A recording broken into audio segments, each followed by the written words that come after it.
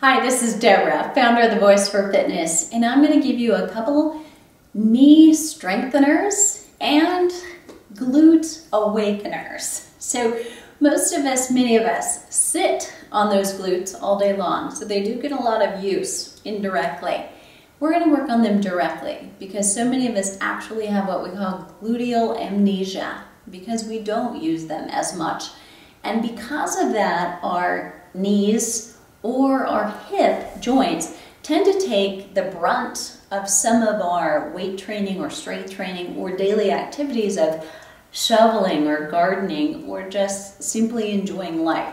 So I'm going to incorporate some single leg squats, some regular squats, and point out to you some errors that you may be making in doing some of those that don't right now feel comfortable. A lot of times when somebody says, I can't do squats because they bother me, it is form and you're unaware of what you are doing because obviously we can't see ourselves in it. So here's the test for you. If you have some problems doing squats, they hurt, ask yourself this: when you sit down in a chair and stand back up from a chair, does that hurt? And if the answer is yes, we may not be able to override whatever is going on with you. The water may be a better environment. But if the answer is no, that really doesn't hurt me, it may be that you actually have good squat form when you sit, but when we go to do an exercise, we kind of have exercise brain and forget what we need to do technique-wise, or maybe have never learned it. So here's your chance.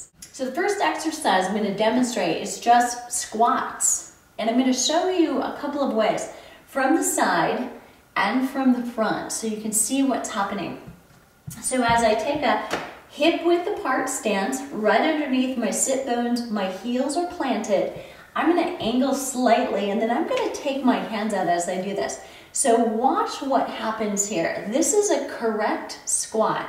So I'm going to reach the arm forward as my hips go back and then come back up, and that felt really good to me. Now watch a bad squat and we'll talk about the difference. I come down and this one doesn't feel so good and I feel a lot more pressure here and a little bit in my knees. So the difference was how far back my hips went or how far forward my knees went. I want my hips to go back as if there's a chair behind me and I'm going to tap my hip in it. Or I'm going to tap my hip on the wall and that's my target. My heels should be heavy, holding my weight, but my toes should be able to play the piano. They're there for balance and I don't want you to not use them. I want you to be in balance. But if you're used to this way, doing it correctly for a little while will feel off balance. So use something to support you as you learn with these muscles to wake up.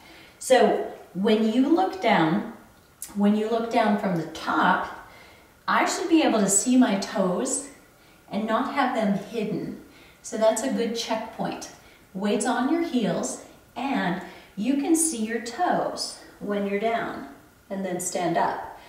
So if that's not comfortable for you still doing it correctly, find pain-free range of motion. So some of my clients will be able to go this far, but here they have problems. So we don't go there. We just start strengthening here and then push through. And the question is, well, can I have any strength gains from doing that? And the answer is yes, you absolutely can. The last 20 to 30 degrees range of motion, bending just 20 to 30 degree here and pushing through your heels to come up, but thinking about tightening these muscles like you're lifting your kneecaps is very good for the muscles surrounding the kneecap, the knee joint, by putting less stress on the joint itself. So you're absolutely doing enough. Do what you can pain-free is a lot smarter than trying to push into pain zone, okay? So the other way to think about this is, and I will go off balance while I'm doing this, is if I had you put your toes against the wall, your knees really should not go any further forward than your toes. So it becomes impossible to do a poor squat. Now it also becomes impossible to take your upper body forward as much as it needs to go. So the wall is not your best friend for a squat, but it does help you feel, where do I need to be exactly? So you might be able to do this at your kitchen counter and feel where you need to be, but have some support there for you.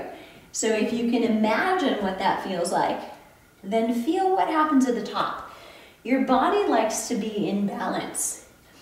So you want to take something backward, your upper body goes forward. This is a flat back. The angle is here and not rounded, but actually a small arch in the back is a good thing. And lift up. So that's your proper squat.